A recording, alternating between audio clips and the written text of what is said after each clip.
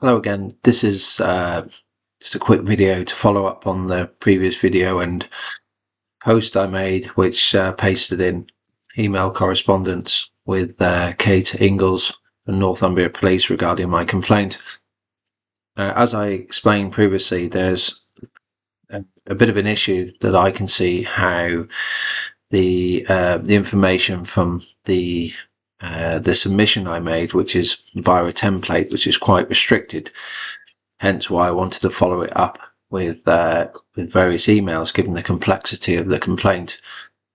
And there's been an issue between the information between the template and emails and how it's been translated into the complaints mandate that Ingalls provided via somebody else translating it from the original submission.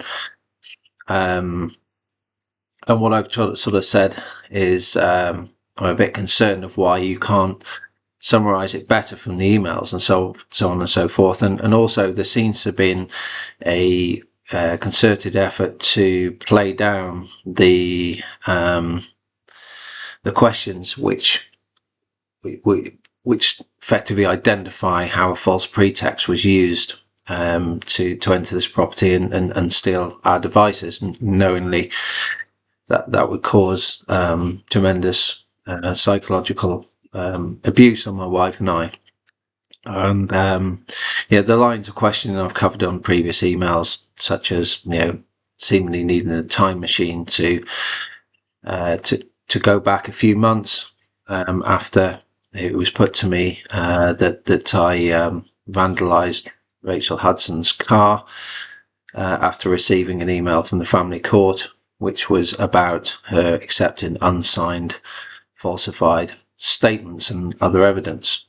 And also there are other things, such as the line of questioning when they put it to me.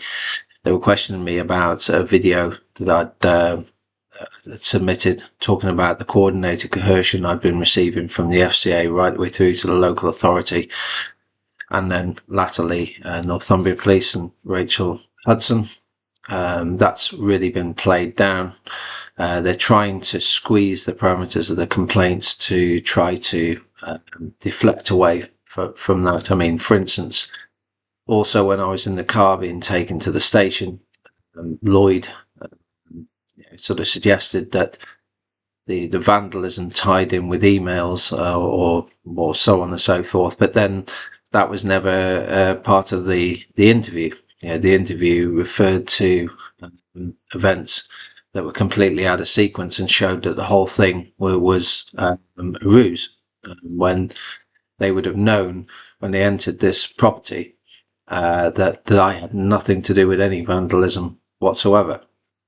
And subsequently that's been shown with the bail terms. The bail terms I'd refused to comply with because we'd already conducted our own investigation and knew that they'd used a pretext of faux vandalism and harassment to take away devices and search devices, because they want to see the research that's been conducted on the FCA, the local authority, and this sort of child trading model that I've spoken about significantly throughout these series of videos. That was the real motivation of it, and that evidence of that is compelling with the questions and the conduct they've behaved in subsequently. They dropped the bail conditions, even though after I told them that I wasn't going to comply. So either you're a threat to somebody or you're not. The whole thing is just unravelled in a bizarre way. Have a look at, I pasted in emails I received from Ingalls subsequent to the last video, and you'll note that she's refused to provide the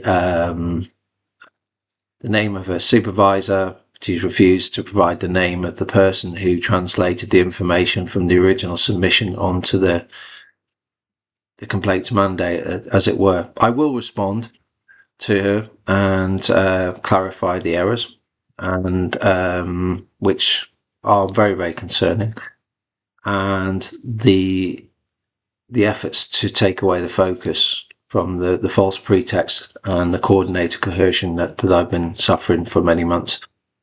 And that's why I've had to copy in Southwark Crown Court and the representatives of John Dance, because effectively they're all the same, for reasons that I've gone into significantly in other videos. So that's it for now. Take care, and I'll keep posting correspondence with Northumbria Police.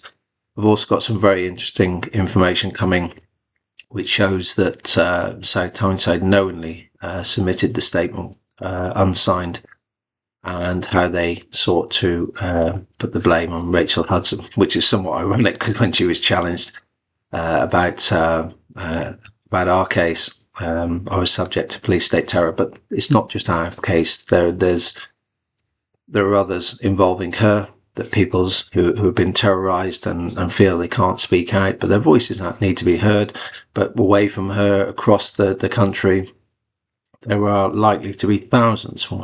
Conservatively, we first looked at it and said high hundreds, but really there's likely to be thousands of cases where there's been very, very unconvincing evidence submitted to very friendly judges who have waved through long-term care orders, where children's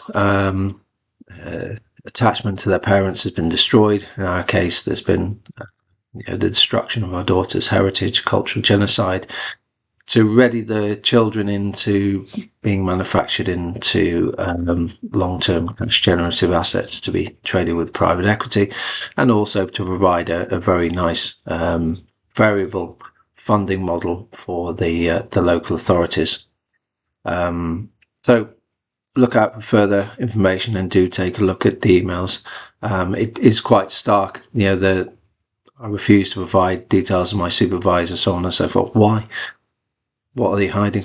If the supervisor's directing you, then why can't we know who that person is? It's exactly the same blueprint the FCA used when I was whistleblowing to WealthTech.